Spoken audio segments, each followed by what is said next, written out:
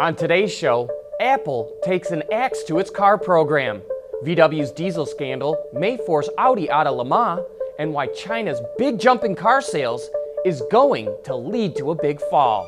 All that and more coming right up on Autoline Daily.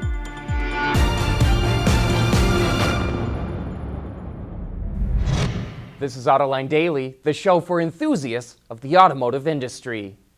As recently as 6 months ago, it looked like the giant tech companies of Silicon Valley posed an existential threat to traditional automakers. But now Silicon Valley is discovering just how hard it is to compete in the automotive industry. Bloomberg reports that Apple is cutting way back on its plans to develop an autonomous electric car. It cut 120 software engineers and hundreds of mechanical engineers. It's giving up on trying to design its own car and will now concentrate on developing autonomous technology. Well, here's our Autoline insight. We think Apple is going to give up altogether.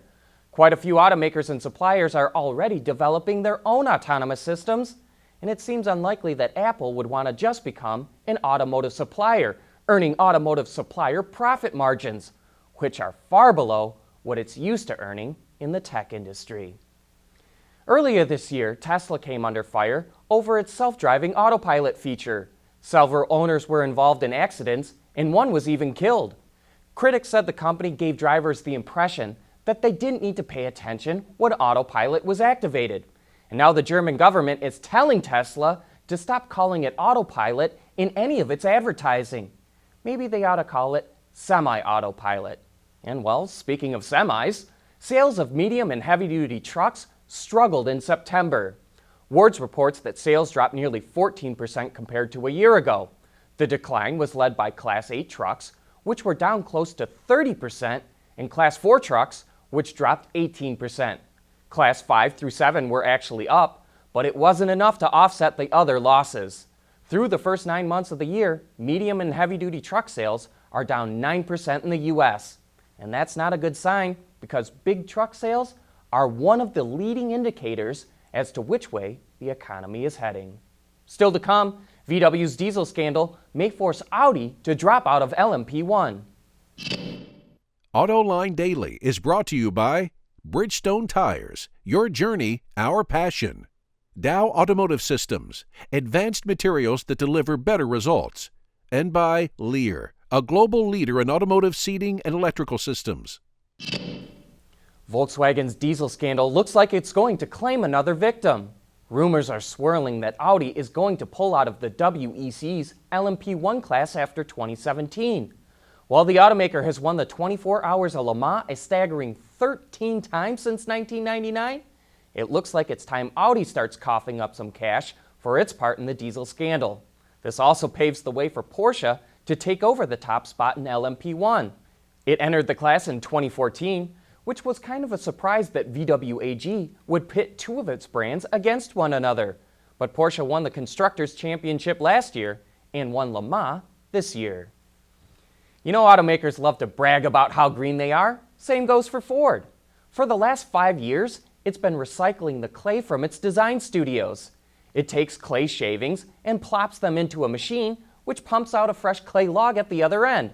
While it might not seem like the process would yield much, Ford has been able to recycle nearly 5,000 pounds of clay each year. That's enough to make more than 2 full-size model exteriors. A year ago, everyone in the auto industry was worried that the car market in China was slowing down. So the Chinese government cut the sales tax on cars. But that incentive expires in December, so car companies and dealers are urging customers to take advantage of the deal before it goes away. As a result, sales of new cars in China jumped nearly 30% last month, and the numbers are breathtaking. Nearly 2.3 million new cars and trucks were sold last month. That's almost as many vehicles that were sold in France all of last year. But this euphoria will only last a couple of months. Sales incentives like this only pull sales forward, meaning there will be a big drop-off once they expire. And then everyone can go back to worrying if the Chinese market is slowing down. Coming up next, why Honda engineers created a supercar that anyone can drive. For the people at Dow, racing is a sport and a science. We enjoy one and learn from the other.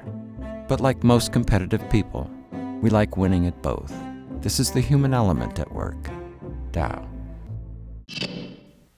The new Acura NSX is a serious supercar. Its 3.5-liter turbocharged V6, along with its electric drive, cranks out 573 horsepower.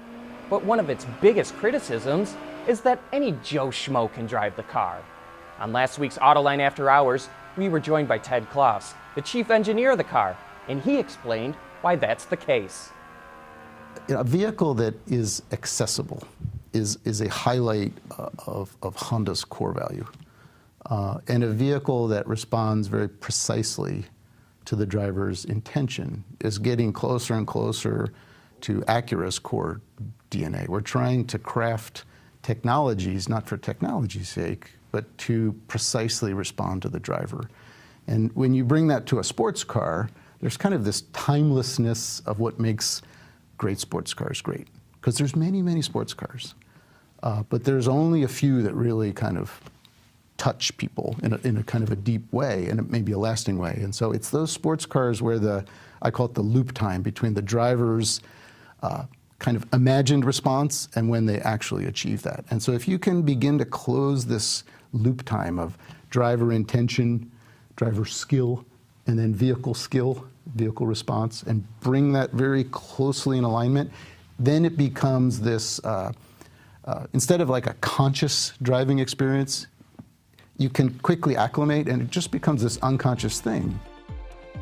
There's a lot more great insight into the development of the NSX in that show, and you can watch it right now on our website, Autoline.tv, or you can find it on our YouTube channel. That's it for today. Thank you for watching, and please join us again here tomorrow.